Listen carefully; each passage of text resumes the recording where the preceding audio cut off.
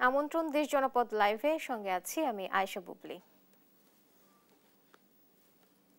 আন্তর্জাতিক অপরাধ ট্রাইব্যুনালে আছেন সহকর্মী সাবরিনা মজুমদার, সেখান থেকে সরাসরি যুক্ত হচ্ছেন তিনি। সাবরিনা, আসামিদের বিরুদ্ধে অভিযোগ এবং মামলার সম্পর্কে নতুন কি তথ্য আছে আপনার কাছে, জানাবেন। বুবলি, আজকে আন্তর্জাতিক অপরাধ ট্রাইব্যুনালে একযোগে ৩৯ জন আসামিকে হাজির করা হয়েছে ইতিমধ্যে, এবং সেখানে হচ্ছে সাবেক মন্ত্রী, এমপি এবং সেই সাথে সাবেক যে পুলিশ কর্মকর্তা, পুলিশের ঊর্ধ্বতন কর্মকর্তারা যারা রয়েছেন তারাও আসলে আছেন। এবং একটু যদি মনে করে দিতে চাই যে জুলাই আগস্ট গণ অভ্যুত্থানের সময় আন্তর্জাতিক অপরাধ ট্রাইব্যুনালের প্রথম যে অভিযোগ আনা হয়, অর্থাৎ শেখ হাসিনা সহ ৪৬ জনের বিরুদ্ধে যে অভিযোগটি আনা হয়, সেই অভিযোগের মামলারই কিন্তু আজকে তদন্ত প্রতিবেদন দাখিলের তারিখ। এবং সেই মামলাতেই কিন্তু হচ্ছে সাবেক মন্ত্রীরা যারা আছেন, সাবেক মন্ত্রী যারা আছেন তারা আজকে হাজির হয়েছেন। এবং সেখানে হচ্ছে ওবায়দুল কাদের আছেন, তিনি হচ্ছেন পলাতক আছেন, এবং সেই সাথে যাদেরকে হাজির হয়েছে দীপুমণি সহ গোলাম দস্তগীর গাজী এবং জিয়াউল আহসান, আনিসুল হক, জুনায়েদ আহমেদ পলক সহ যারা সাবেক ৯ মন্ত্রী এবং পুলিশ কর্মকর্তারা যারা আছেন তারাও আসলে হাজির করা হয়েছে। এবং এছাড়াও যেটি বলতে চাই যে আজকে কিন্তু মোট ৭ মামলার আসলে শুনানি হবে, এবং সেই সাথে আরেকটি যেটি মামলা আছে, অর্থাৎ জুলাই গণ অভ্যুত্থানের দ্বিতীয় মামলা, যেটি হচ্ছে শুধু পুলিশদের বিরুদ্ধে আসলে আন্তর্জাতিক অপরাধ ট্রাইব্যুনাল নিয়েছিল, এবং সেটি হচ্ছে জুলাই গণ অভ্যুত্থানে গুম, খুন, হত্যাকাণ্ড যে পুরো পরিস্থিতির যে মামলাটি, সেই মামলাটিরও আজকে শুনানির কাজ হবে। এবং সেখানে আমরা আসলে প্রসিকিউশনকে জিজ্ঞেস করেছি যে আজকে আসলে তদন্ত প্রতিবেদনের জন্য এই ২ মামলাতেই আসলে সময় চাইবে প্রসিকিউশন। এবং এছাড়াও আরো একটি মামলা আছে, যেটি হচ্ছে উত্তরায় যে মীর মুগ্ধ যিনি মারা গিয়েছিলেন, সেই মামলারই আসলে আজকে শুনানি হচ্ছে, এবং সেখানে তদন্ত প্রতিবেদন দাখিল করার কথা রয়েছে। এবং তবে তদন্ত প্রতিবেদনের জন্য যারা প্রসিকিউশন বলেছে তারা হচ্ছে সময় চাইবে। এবং এছাড়াও হচ্ছে আরো ৪টি হচ্ছে মামলা রয়েছে, যেটি হচ্ছে বনানী, সিলেট, নারায়ণগঞ্জ থেকে শুরু করে আরো একটি মামলা রয়েছে, এবং সেই প্রতিটি মামলারই আসলে আজকে তদন্ত প্রতিবেদন জন্য আসলে প্রসিকিউশন বলেছে যে সময় চাইবে। ইতোমধ্যে আসলে মন্ত্রীরা যারা আছেন, কামরুল ইসলাম, আনিসুল হক, দীপুমণি এবং সেই সাথে আতিকুল ইসলাম মেয়র, তারপরে হচ্ছে যে কামাল আহমেদ মজুমদার, তৌফিকে ইলাহি, সালমান এফ রহমান থেকে শুরু করে প্রত্যেক মুহূর্তে। তবে আরেকটি যে বিষয় জানিয়ে দিতে চাই যে আজকে শাহজাহান খান যিনি আছেন তাকেও হাজির করার কথা ছিল, তবে তিনি অসুস্থ থাকার কারণে আজকে তাকে হাজির করা হবে না। এবং তবে এখন পর্যন্ত আসলে ৩৯ জন আসামি হাজির হয়েছে, এবং একটু 11:30টার দিকে আসলে শুনানি শুরু হবে। তো শুনানির সময় আসলে আমরা জানতে পারবো, যদি আজকে তদন্ত যেহেতু প্রতিবেদন দাখিল তারা সময় চাইবে, সেহেতু আজকে প্রসিকিউশন নতুন তদন্ত সংস্থা থেকে নতুন তথ্য আসলে দিতে পারে ট্রাইব্যুনালে। তো আমরা এখন এই জন্য অপেক্ষায় আছি। ইতোমধ্যে হচ্ছে ট্রাইব্যুনালের চেয়ারম্যান, ট্রাইব্যুনাল ১-এ হচ্ছে যে শুনানি হবে, অর্থাৎ ট্রাইব্যুনাল ১-এর চেয়ারম্যান এবং প্রসিকিউশনের সবাই এসে পড়েছেন, এবং সেই সাথে আসামি পক্ষের যে আইনজীবীরা আছেন তারাও চলে এসেছেন। তো এখন শুনানির পর আসলে কি হবে, বা শুনানিতে আসলে ট্রাইব্যুনালে আসলে প্রসিকিউশন কি তথ্য উপস্থাপন করে, সেটি আসলে আমরা আপনাকে শুনানির পর আপনার মাধ্যমে দর্শকদের জানাতে পারবো। তো এই ছিল সর্বশেষ খবর আন্তর্জাতিক অপরাধ ট্রাইব্যুনাল থেকে। বুবলি। সাবরিনা, আপনাকে ধন্যবাদ। গোপালগঞ্জের সর্বশেষ পরিস্থিতি জানাতে সরাসরি যুক্ত হচ্ছেন সহকর্মী জাবিরুল ইসলাম। জাবিরুল, গোপালগঞ্জের এখনকার পরিস্থিতি কি কি বলছেন স্থানীয়রা, আমাদের জানাবেন। বুবলি, আপনি জানেন যে গোপালগঞ্জে এনসিপির যে পদযাত্রা ছিল, এই পদযাত্রাকে কেন্দ্র করে যে উদ্বুদ্ধ পরিস্থিতি সৃষ্টি হয়, এতে প্রশাসনের পক্ষ থেকে জারি করা হয় কারফিউ। সেই কারফিউ আজ সকাল ৬টা পর্যন্ত ছিল। ৬টার পর থেকে কারফিউ শিথিল হয়ে যায়। তবে ৬টায় শিথিল হলেও গোপালগঞ্জের সাধারণ মানুষের কথা চিন্তা করে আজ সকাল ৬টা থেকে রাত ৮টা পর্যন্ত ১৪৪ ধারা জারি করেছে গোপালগঞ্জের যিনি জেলা প্রশাসক রয়েছেন তিনি। এই গতকাল রাতে এই ১৪৪ ধারা জারি করেন। এখানে এই ৪৪ ধারায় বলা হয়েছে যে কোনো সভা সমাবেশ বা মাইকিং ৪ জনের বেশি একসাথে কোথাও যেতে পারবে না। এছাড়া শিক্ষার্থী, পরীক্ষার্থী, সরকারি বেসরকারি যে সকল অফিস রয়েছেন এবং জরুরি সেবা এর আওতা মুক্ত থাকবেন। এছাড়া আজ যেহেতু এইচএসসি এবং সমমানের যে পরীক্ষা চলছে গোপালগঞ্জে, এই পরীক্ষায় কিছুটা আতঙ্কের মধ্যে হলেও অভিভাবকরা তাদের সন্তানদের নিয়ে এসেছেন পরীক্ষার হলে। গোপালগঞ্জে এই এনসিপির পদযাত্রাকে ঘিরে যে উদ্বুদ্ধ পরিস্থিতির ঘটনা ঘটেছে, এই ঘটনায় 4টি মামলা হয়েছে, 3টি সন্ত্রাস বিরোধী আর মামলা হয়েছে। এ মামলায় এখন পর্যন্ত গ্রেপ্তার আছে 274 জন এবং আসামি হয়েছেন 3008 জন অজ্ঞাত সহ। সাধারণ মানুষের সাথে কথা বলেছি এবং শহর ঘুরে দেখা গেছে যে আতঙ্কে ক্রেতার সমাগম অনেকটাই কম এবং দোকানপাট এখনো পর্যন্ত শুধুমাত্র নিত্য প্রয়োজনীয় যে সকল দোকানপাট রয়েছে সেই দোকানপাট ব্যতীত অন্য যে সকল দোকানপাট রয়েছে সেগুলো কিন্তু বন্ধ রয়েছে এখনো গোপালগঞ্জে। এই ছিল আমার কাছে গোপালগঞ্জ থেকে সার্বিক পরিস্থিতির সর্বশেষ। জাবেরুল, আপনাকে ধন্যবাদ। দর্শক, এতক্ষণ সরাসরি যুক্ত ছিলেন সহকর্মী জাবেরুল। রাঙামাটিতে এনসিপির কর্মসূচি ঘিরে গ্রহণ করা হয়েছে ব্যাপক প্রস্তুতি। দলীয় নেতাকর্মীরা কয়েকদিন ধরে তাদের কর্মসূচিকে ঘিরে প্রচারণা চালিয়েছেন। কর্মসূচি ঘিরে আইন শৃঙ্খলা বাহিনী সতর্ক অবস্থানে রয়েছে। এনসিপির নেতাদের গাড়ি বহরের সঙ্গে আছেন সহকর্মী জান্নাতুল মোহনা। সরাসরি যুক্ত হচ্ছেন তিনি। মোহনা, এনসিপির আজকের পদযাত্রা নিয়ে বিস্তারিত জানাবেন। আপনি জানেন যে আজ জুলাই পদযাত্রার 20তম দিন এবং 20তম দিনে এনসিপি চট্টগ্রামের স্টেশন রোড থেকে রওনা হয়েছে রাঙামাটির উদ্দেশ্যে এবং আপনারা দেখছেন যে তাদের গাড়িবহরের সঙ্গে আমরা আছি। ব্যাপক নিরাপত্তার সাথে তাদের গাড়িবহরটিকে প্রশাসন নিয়ে যাচ্ছে রাঙামাটির দিকে। তো আমরা জানি যে দেশ গড়তে জুলাই পদযাত্রার এই 20তম দিনে রাঙামাটি পৌঁছানোর কথা দুপুর 12টার মধ্যে এবং সেখানে কর্মসূচি হবার কথা 12টা থেকে দুপুর 2টা পর্যন্ত। তো সেখানে প্রথমে তারা বনরূপা পুলিশ বক্স সংলগ্ন এলাকা থেকে পথসভা করবেন এবং পদযাত্রাও করবেন বলে আমরা জানি। পথসভার আগে তারা পদযাত্রা করবেন। সেই পদযাত্রাটি হবে রাঙামাটি জেলা শিল্পকলা একাডেমি হয়ে বনরূপা পুলিশ বক্স প্রাঙ্গণ হয়ে বাজার এলাকার জনসংযোগ করবেন তারা। এরপর পথসভায় বক্তৃতা রাখবেন এনসিপির কেন্দ্রীয় নেতৃবৃন্দ এবং সমাবেশ শেষে সেখানে তারা মূলত মানিকছড়ি হয়ে রাঙামাটি শহরে প্রবেশ করবেন এবং ঘাগড়া বাজার পয়েন্টে তাদেরকে অভ্যর্থনা জানানো হবে। আর রাঙামাটি সমাবেশ শেষে তারা মানিকছড়ি, ঘাগড়া, রানীরহাট, বেতুবুনিয়া হয়ে তারা আবার চট্টগ্রামে আসবেন। অর্থাৎ চট্টগ্রামে পৌঁছাতে পৌঁছাতে তাদের সন্ধ্যা 6টা বাজতে পারে কিংবা আর বেশি কিছু সময়ও লাগতে পারে। তো এই সন্ধ্যায় যখন তারা চট্টগ্রামে জনসংযোগ বা পথ সভা করার উদ্দেশ্যে আসবেন তখন তারা বদ্দারহাট থেকে মুরাদপুর হয়ে বিপ্লব উদ্যান পর্যন্ত পদযাত্রা করে তারপরে তারা পথসভা করবেন এবং পথসভা হবে বিপ্লব উদ্যানের 2 নম্বর গেটে। তো গাড়িবহরটি এখন চট্টগ্রাম ছেড়ে রাঙামাটির উদ্দেশ্যে রওনা হয়েছে। এই আমরা কেবলই গাড়িবহরের সাথে সাথে সেই রাঙামাটির উদ্দেশ্যে যাত্রা করেছি এবং আপনি দেখছেন যে এই চট্টগ্রাম শহরে বিভিন্ন পয়েন্টে আইন শৃঙ্খলা বাহিনীর কড়া নিরাপত্তা। আমরা গতকাল রাতেও যখন ফিরছিলাম বহরের সাথে তখনও আমরা দেখেছি যে সেনাবাহিনী, বিজিবি, পুলিশ সহ সকল প্রশাসনের কড়া নিরাপত্তা দেখতে পেয়েছি। এমনকি যেই হোটেলে তারা অবস্থান করছিলেন সেই হোটেলও আমরা দেখেছি যে আইন শৃঙ্খলা বাহিনী সোচ্চার হয়ে নিরাপত্তা দিচ্ছেন। এমনকি প্রতিটি ফ্লোরে ফ্লোরে আমরা দেখেছি পুলিশের অবস্থান রয়েছে এবং 3-4 জন করে প্রতিটি ফ্লোরে পুলিশ তাদেরকে নিরাপত্তা দিয়েছে। আপনি জানেন যে গতকাল যখন তারা কক্সবাজারের পদযাত্রা শেষে তারা যখন চকরিয়া হয়ে আসছিলেন তখন তারা বিএনপি নেতাকর্মীদের বিক্ষোভের মুখে পড়েন এবং বিক্ষোভের মুখে পড়ার পর থেকে কিন্তু এই যে দক্ষিণাঞ্চলের সেখানে তাদের যে পদযাত্রার যে বিষয়টি রয়েছে সেখানে নিরাপত্তা জোরদার করা হয়েছে এবং তাদের বহরের সাথে সাথে সেনাবাহিনী, বিজিবি, পুলিশ অবস্থান করছেন নিরাপত্তার জন্য যেন যে কোনো ধরনের বিশৃঙ্খল পরিবেশ বা পরিস্থিতি মোকাবেলা করা যায় সেটাও আমরা দেখছি। তো রাঙামাটি পৌঁছাতে পৌঁছাতে হয়তো আমাদের 1.5 থেকে 2 ঘন্টার সময় লাগতে পারে। তো সেই পর্যন্ত বহরের সাথেই আমরা থাকব। তো এখন আমরা বদরহাট হয়ে রাঙামাটির উদ্দেশ্যে রওনা দিব। তো এখনো চলছে এনসিপির গাড়ি বহর।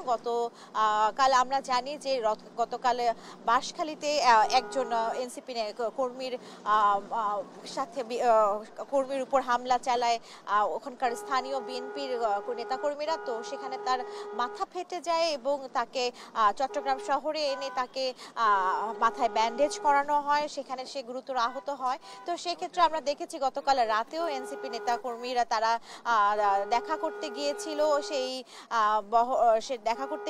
সে আহত যিনি শহরে এসেছেন এবং হাসপাতালে গিয়েছেন তার খোঁজ খবর নিয়েছে। এবং আমরা আজ সকাল থেকেই দেখছি যে তারা সকাল থেকে রাঙামাটি জেলায় যাবার প্রস্তুতি গ্রহণ করেছে এবং তাদের যে গাড়ি বহন নিয়ে তারা বের হয়েছে। আর আজ সকালে এনসিপির আহ্বায়ক নাহিদ ইসলাম এখানকার চট্টগ্রামের যারা শহীদ পরিবার রয়েছেন, শহীদ পরিবারের যারা আত্মীয় স্বজন রয়েছেন বা পরিবার পরিজন রয়েছেন তাদের সাথে কুশলাদি বিনিময় করেছে এবং কুশলাদি বিনিময়ের শেষেই রাঙামাটির উদ্দেশ্যে রওনা ছিল। তো গাড়ি বহরের সাথে এই ছিল আমার কাছে সর্বশেষ সংবাদ। মোহনা, আপনাকে ধন্যবাদ। নোয়াখালী পৌর শহরের অধিকাংশ সড়ক বর্তমানে চরম দুরবস্থার মধ্যে রয়েছে। চলাচলে ভোগান্তিতে পড়ছেন স্থানীয় বাসিন্দারা। এ নিয়ে আরো জানাতে সরাসরি যুক্ত হচ্ছেন সহকর্মী মাওলা সুজন। সুজন, স্থানীয়রা কি বলছেন? সংশ্লিষ্ট কর্তৃপক্ষের কোনো প্রতিক্রিয়া পাওয়া গেছে কিনা আমাদের জানাবেন। বুবলি, আমি এখন দাঁড়িয়ে আছি নোয়াখালী পৌর শহরের 4 নম্বর ওয়ার্ডে। এটি একটি যে ভিআইপি এলাকা হিসেবে বলা যায়, কেননা এখানে যে প্রচুর যে আবাসিক এলাকা এটি একটি, তো এখানে প্রচুর যে ঘরবাড়ি রয়েছে, যারা মানে ঘরবাড়ি করে বসবাস করছেন এখানে, তারা যে নোয়াখালী পৌরসভাকে বিপুল পরিমাণ কিন্তু তারা কর দিয়ে থাকেন। কিন্তু তাদের একটি অভিযোগ রয়েছে, নোয়াখালী পৌরসভার যে সড়কটি রয়েছে, বিশেষ করে মাইজদি হাউজিং এস্টেটের যে সড়ক রয়েছে, প্রতিটি সড়কের বেহাল অবস্থা আর রয়েছে বিগত বেশ কয়েক বছর থেকে। আপনি নিশ্চয়ই একটি চিত্র দেখতে পাচ্ছেন যে এই চিত্র শুধু এখানকার নয়, পুরো যে হাউজিং এস্টেট এলাকার এই ধরনের চিত্র আপনি দেখতে পাবেন। যতদূর চোখ যায় শুধু ভাঙা আর রাস্তা ভাঙা দেখতে পাবেন, বড় বড় গর্ত দেখতে পাবেন, বড় বড় খানাখন্দ দেখতে পাবেন। তো আসলে যে এখানকার যে স্থানীয় যারা রয়েছেন তারা অভিযোগ করে বলেছেন যে তারা বছর বছর পৌরসভাকে কর দিয়ে থাকেন, কিন্তু সেই করের বিনিময়ে তারা যে পৌরসভার যে সেবা, সেই সেবা তারা পাচ্ছেন না, বিশেষ করে সড়কের ক্ষেত্রে। তো আপনাকে একটি তথ্য জানিয়ে রাখতে চাই যে নোয়াখালী পৌরসভা একটি প্রাচীন পৌরসভা, প্রায় 150 বছরের অধিক এই পৌরসভার বয়স। তো এই পৌরসভায় মোট 207 কিলোমিটার সড়ক রয়েছে। এর মধ্যে পাকা সড়ক রয়েছে 123 কিলোমিটার এবং কাঁচা সড়ক রয়েছে 73 কিলোমিটার। বাকি যেটি রয়েছে সেটি রয়েছে 11 কিলোমিটার ফুটপাত রয়েছে। তো 123 কিলোমিটার যে পাকা সড়ক রয়েছে নোয়াখালী পৌরসভার 9টি ওয়ার্ডে, প্রতিটি সড়কেরই যে বেহাল অবস্থা বলতে গেলে, যে খানাখন্দে ভরা, প্রতিটি সড়কেই যে যানবাহন চলাচলের একটা অনুপযুক্ত এবং কোনো কোনো রাস্তায় হাঁটার ক্ষেত্রে কিন্তু উপযুক্ত নয়। তো আমি এখন কিছু এলাকাবাসীর সাথে কথা বলার চেষ্টা করব, তাদের কাছে জানতে চাইবো যে আসলে নোয়াখালী পৌরসভার যে কি অবস্থা আপনারা দেখতে পাচ্ছেন, সড়কের কি অবস্থা আপনারা দেখতে পাচ্ছেন। আসসালামু আলাইকুম, সাংবাদিক সুজন ভাই, অসংখ্য ধন্যবাদ। আমরা নোয়াখালী পৌরসভার 4 নং ওয়ার্ডের একজন বাসিন্দা। আসলে নোয়াখালী পৌরসভার কথা বলতে গেলে দুঃখের কোনো শেষ নাই। আমার সামনে এখন যে রাস্তাটা আপনি দেখতে পাচ্ছেন, নোয়াখালী পৌরসভা 4 নং ওয়ার্ডের হাউজিং স্টেটের যে সেন্ট্রাল রোডটা, এই রোডটা অনেক খাদা খন্দকে ভরা। এখানকার সামান্য একটু বৃষ্টি হলে এখানে পানি জমে যায়। এখানে রাস্তাঘাট অবস্থা বেহাল অবস্থা, মানুষের মানে গাড়ি ঘোড়া সব নষ্ট হয়ে যায়। গত কয়েকদিনে টানা বৃষ্টিতে এখানকার রাস্তা যে অবস্থা হচ্ছে, প্রায় হাঁটু পরিমাণ পানি জমে গেছে। পুরো হাউজে প্রত্যেক রাস্তায় পানি জমে গেছে। আমি নিজে একটা চাকরি করি, আমি একটা বাইক চালাই। আমার বাইক দাঁড়িয়ে গেছে মাঝখানে, অনেক চিএনজির সেলাতে ফাইভে পানি ঢুকে গেছে। এই অবস্থার নিরসনে আমরা অনেক তকদির করেছি, অনেক সবাই মিটিং করেছি, অনেক আন্দোলন করেছি, কিন্তু কোনো কিছু ফলপ্রসূ হয় নাই। পৌরসভার কর্তৃপক্ষের কোন কার্যক্রম আপনারা দেখছেন কিনা সড়ক সংস্কারের ক্ষেত্রে? পৌরসভা কোনো উদ্যোগ নিচ্ছে কিনা? জি, কোনো দৃশ্যমান উদ্যোগ আসলে আমরা দেখতে পাচ্ছি না। প্রতিবারই আমরা যখন কোনো অভিযোগ করি তখন প্রতিশ্রুতি ছাড়া আসলে কিছুই পাচ্ছি না। প্রতিশ্রুতি পাচ্ছি কিন্তু কার্যকর কোনো উদ্যোগ গ্রহণ করেন না ওনারা। ধন্যবাদ আপনাকে। আসলে তারা অনেকটা ক্ষোভ প্রকাশ করে বলছেন যে পৌর বা পৌরসভা কর্তৃপক্ষ বারবার যে সংস্কারের যে প্রতিশ্রুতি দিচ্ছে, কিন্তু কোনো সংস্কার তারা আজ পর্যন্ত দৃশ্যমান নয়। অপরদিকে আমার সাথে নোয়াখালী পৌরসভা কর্তৃপক্ষের সাথে কথা হয়েছে, তারা জানিয়েছেন যে ফান্ড স্বল্পতার কারণে অথবা তহবিল সংকটের কারণে তারা নোয়াখালী পৌরসভার যে সড়কগুলো সংস্কার, সেই সংস্কার খুব শীঘ্রই শুরু করবেন। তবে এক্ষেত্রে তহবিল সংকট রয়েছে, সেই সংকট কেটে গেলে কিন্তু এই সংস্কার কাজ তারা শুরু করবে বলে জানিয়েছেন। বুবলি হচ্ছে আমার কাছে নোয়াখালী থেকে সর্বশেষ। সুজন, আপনাকে ধন্যবাদ। দর্শক, এতক্ষণ সরাসরি যুক্ত ছিলেন সহকর্মী সুজন। রাজধানীর ফরেন সার্ভিস একাডেমিতে কথা বলছেন ঐক্যমত্য কমিশনের সহসভাপতি আলী রিয়াজ। সরাসরি চলে যাচ্ছে সেখানে। সকলেই যুক্ত ছিলাম, সেই জায়গার থেকে আমরা একমত যে তত্ত্বাবধায়ক সরকার ব্যবস্থা পুনঃপ্রতিষ্ঠা, সেটা আমরা বলেছি, আমরা একমত হয়েছি। এখন প্রধান উপদেষ্টা নিয়ে এবং কাঠামোর বিষয়ে আলোচনা হবে এবং সেটাতে আমরা একমতের জায়গায় আসতে পারবো বলে কমিশন আশাই শুধু করেন, এটা বিশ্বাসও করে। সেটার জন্যই আজকে নির্ধারণ করা হয়েছে। দ্বিতীয় আরেকটি বিষয় নির্ধারিত আছে, যেটা প্রধানমন্ত্রীর একাধিক পদে থাকার বিষয়। তো প্রথম গুরুত্বপূর্ণ বিষয় যেটা, আমরা তত্ত্বাবধায়ক সরকার বিষয়টাকে ব্যাপারে একটা ঐকমত্যের জায়গায় আসতে চাই। সেইটা সম্ভব হবে এরকম আশা করে আমি সবাইকে আবারও ঐকমত্য কমিশনের পক্ষ থেকে ধন্যবাদ জানিয়ে আমার বক্তব্য শেষ করছি। ধন্যবাদ মাননীয় সহ সভাপতি। এ পর্যায়ে আমি আমাদের গণমাধ্যম দর্শক, রাজধানীর ফরেন সার্ভিস একাডেমিতে কথা বলছিলেন ঐক্যমত্য কমিশনের সহসভাপতি আলী রিয়াজ। আমরা সরাসরি যুক্ত ছিলাম সেখানে। মুন্সিগঞ্জে 250 শয্যা বিশিষ্ট জেনারেল হাসপাতালে প্রতিদিন জ্বর সহ বিভিন্ন রোগে আক্রান্ত হয়ে ভর্তি হচ্ছেন বিপুল সংখ্যক রোগী। বাড়তি চাপ সামলাতে হিমশিম খাচ্ছেন চিকিৎসক ও হাসপাতাল কর্তৃপক্ষ, ফলে ব্যাহত হচ্ছে স্বাভাবিক চিকিৎসা সেবা। এই পরিস্থিতি নিয়ে বিস্তারিত জানাতে সরাসরি যুক্ত হচ্ছেন সহকর্মী সুমিত সরকার।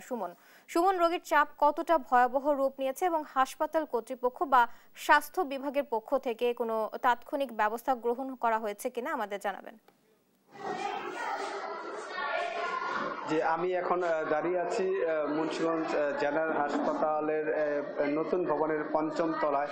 এখানে কিন্তু প্রতিদিন শতাধিক রোগী কিন্তু এই হাসপাতালে ভর্তি হচ্ছেন এবং সেই ভর্তি হওয়ার কারণে কিন্তু এখানকার যে কর্তৃপক্ষ কিন্তু তারা চিকিৎসা দিতে হিমশিম খাচ্ছে। এখানে কিন্তু বেড সংকটে কিন্তু এখানে রোগীরা কিন্তু তাদের নিচে ফ্লোরিং করে কিন্তু আসলে চিকিৎসা নিচ্ছেন এবং চিকিৎসা নিতে কিন্তু তারা আসলে বলছেন যে ময়লার পাশেই কিন্তু তারা চিকিৎসা নিতে হচ্ছে। এখানে কর্তৃপক্ষ জানিয়েছেন যে তাদের নার্স এবং চিকিৎসক সংকটের কারণে কিন্তু আসলে তারা চিকিৎসা সেবা ঠিক মতো দিতে পারছে না। এখানে যারা রোগী নিয়ে আসছেন তারা কিন্তু অভিযোগ করে বলছেন যে ময়লার পাশেই তাদের আসলে চিকিৎসা নিতে হচ্ছে, সেই কারণে তাদের কিন্তু আরো অসুস্থ হচ্ছেন বলে তারা এখানে জানিয়েছেন। তো আমি এখন এইখানকার একজনের সাথে একটু কথা বলার চেষ্টা করব। আপনি একটু জানাবেন যে এখানে আসলে চিকিৎসা নিতে কি কি সমস্যা হচ্ছে, আপনি একটু জানান। জরানে ব্যথা করে। কেমন চিকিৎসা পাচ্ছেন আপনারা? ভালো। এই বেড নেই এখানে? বেড খালি ধন্যবাদ আপনাকে। আসলে আপনি যেমনটি শুনছিলেন, আমি আরেকজনের সাথে কথা বলবো। আপনি একটু জানাবেন এই সদর হাসপাতালে আপনার কি কি সমস্যা হচ্ছে? আপনাদের সমস্যা হচ্ছে, কালকে 9টা বাজে আমি আমার আম্মারা নিয়েছি ডায়রিয়ার জন্য। সকাল থেকে এই পর্যন্ত এখন পর্যন্ত কোনো ডাক্তার আসে নাই। কালকে সারাদিন কোনো ডাক্তারে দেখে নাই। তারপরে অজস্র হয়ে নোয়াখালী নিয়ে যেতে চাচ্ছিলাম, তখন বলতেছে তো আপনারা আম্মার কন্ডিশন খুব খারাপ, আপনারা ভর্তি রাখেন, আপনারা নিজ দায়িত্ব কাইটে নেন। আমি যে বলছি যে না, তারপর ডাক্তার আসে নাই। এখন এগুলো করে আনছি, এখনো ডাক্তার আসে নাই। ডাক্তার যখন আসবো তখন এটা দেখাতে পারবো। ধন্যবাদ আপনাকে। আসলে আপনি যেমনটি শুনছিলেন, এখানকার স্বজনরা কিন্তু বলছেন যে চিকিৎসক ঠিক মতো এখানে আসলে তারা দেখছেন না রোগীদের। তারা কিন্তু বলছেন যে মুন্সিগঞ্জ জেনারেল হাসপাতালে জেলার একটি মাত্র হাসপাতাল, সেই হাসপাতালে যদি চিকিৎসা তারা না পান তারা কিন্তু আসলে ভোগান্তিতে পড়েন। এতে করে কিন্তু স্বজন এবং সকলেই ভোগান্তিতে পড়েন। তো এখানে কিন্তু আরেকটি বিষয় আপনাকে জানিয়ে রাখি, মুন্সিগঞ্জ জেনারেল হাসপাতালে এই বছর প্রায় অর্ধশত রোগী ডেঙ্গুতে আক্রান্ত হয়েছেন এবং এখন কিন্তু 5 জনের মতো রোগী হাসপাতালে ভর্তি হয়েছেন। চিকিৎসকরা পরামর্শ দিচ্ছেন যে বাড়ির আঙ্গিনা এবং আশপাশ পরিষ্কার রাখা। তো এই ছিল আমার কাছে মুন্সিগঞ্জ জেনারেল হাসপাতাল থেকে সবশেষ খবর। বুবলি, আপনাকে ধন্যবাদ। টাঙ্গাইলের সখীপুরে স্বাস্থ্যসেবার চিত্র অত্যন্ত উদ্বেগজনক। 2টি উপস্বাস্থ্য কেন্দ্রে নেই কোনো স্থাপনা, আর বড়চনা উপস্বাস্থ্য কার্যালয়টি রয়েছে চরম বেহাল অবস্থায়।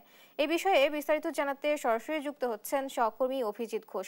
অভিজিৎ, মানুষের চিকিৎসা সেবা নিতে কি ধরনের সমস্যার মুখোমুখি হচ্ছে এবং স্থানীয় স্বাস্থ্য বিভাগের পক্ষ থেকে কোনো ব্যবস্থা নেওয়ার কথা বলা হচ্ছে কিনা, এই বিষয়ে আমাদের জানাবেন।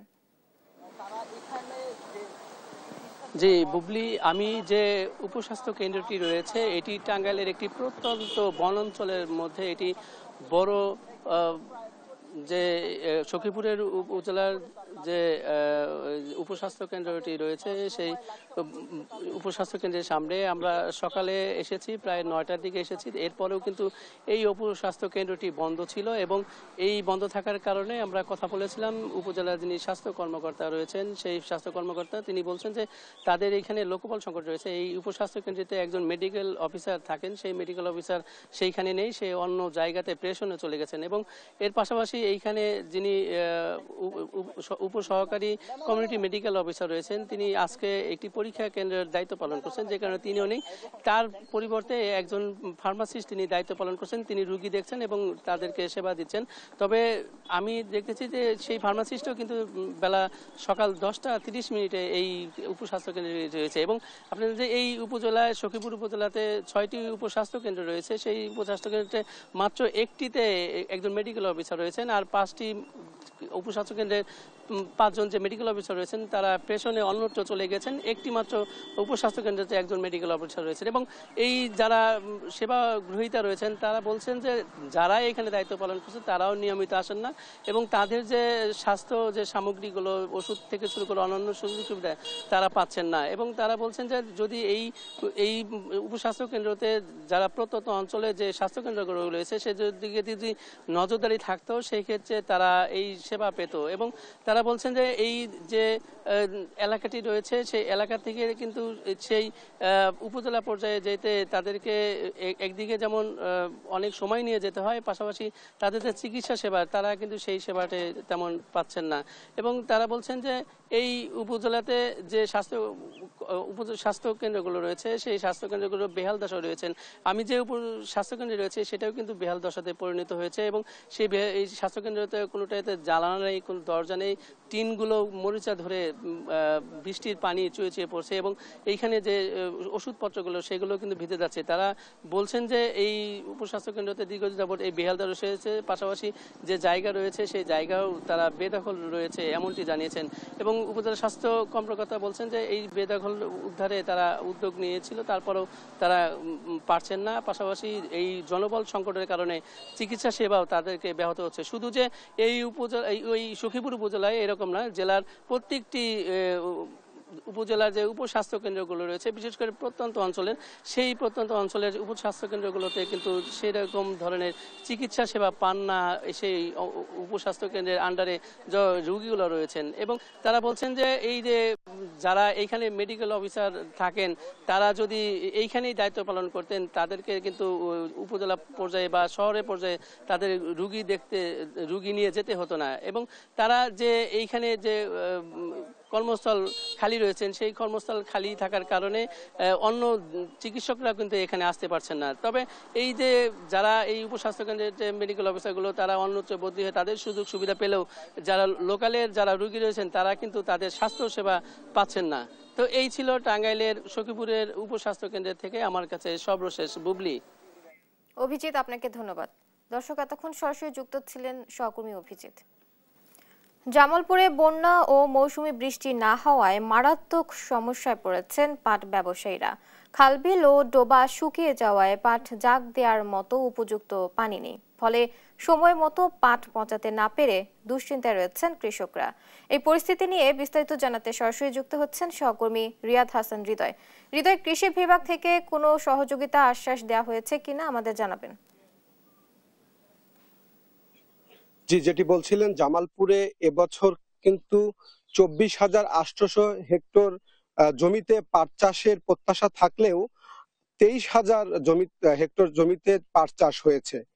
এবার কিন্তু পাট চাষ গত বছরের তুলনায় কম হয়েছে। তারপরেও এই পাট চাষ করার পর পাট চাষি যারা রয়েছে তারা কিন্তু ব্যাপক দুশ্চিন্তায় রয়েছে এই পাট পচাতে যে জাগ দেওয়া হয় সেই জাগের জায়গা না থাকায়। বিশেষ করে আমি যদি আপনাদের একটু বলি যে এবছর কিন্তু প্রচুর পরিমাণে তীব্র গরম এবং খরার কারণে বৃষ্টি এবং বন্যা কিন্তু জামালপুরে এখনো আমরা সেরকম দেখতে পারিনি।